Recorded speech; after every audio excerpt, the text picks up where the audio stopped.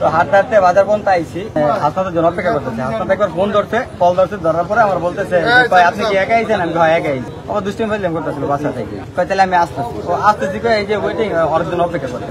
আটক করছে কেন? আমি যে চা খাইতে গেছি দোকানে, তো এখন ওর সাথে 10 কেজি কথা, ভাই 10 কেজি না করে আস্তে আস্তে দেখেন, আপনার সামনে নিয়ে যান, দেখেন। পরে এ নিয়ে আর কি কয়, দর যাবি না।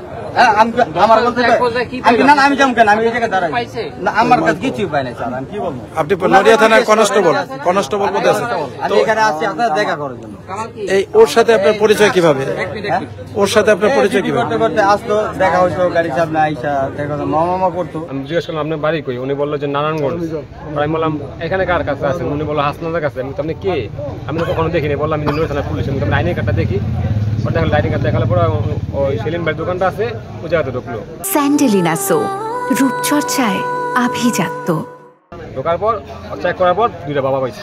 দুজন লোক আইছে এলাকায়, দেখলাম মুসু করতেছে, আমরা চিনি না। পরে দেখি ওদিকে বাগানের দিকে ঢুকছে। পরে আমরা 4-5 জনে মিল্লা গেছি, আঙ্গ দেখে দৌড় দিয়ে পলাইছে।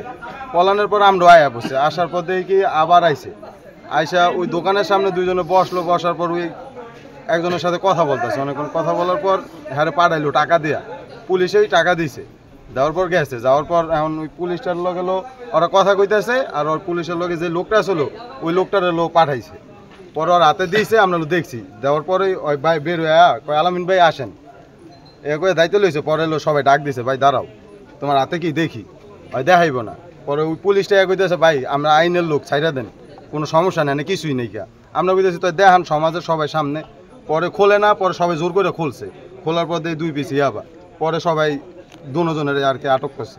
লাইনসে প্রেরণ করা হয়েছে এবং তার মেডিকেল টেস্ট করার ব্যবস্থা করা হচ্ছে। না, যেহেতু ওখানকার সাক্ষী সমেত এখনো আমরা পর্যালোচনা করছি, ওনার হাতে পজিশনে যেহেতু আসে নাই, এখনো সাক্ষী আমরা তো হাতে পাই নাই, এই কারণে আমরা ওটা এখনো সিদ্ধান্ত পেন্ডিং আছে। তো প্রমাণ পেলে অবশ্যই মামলা হবে।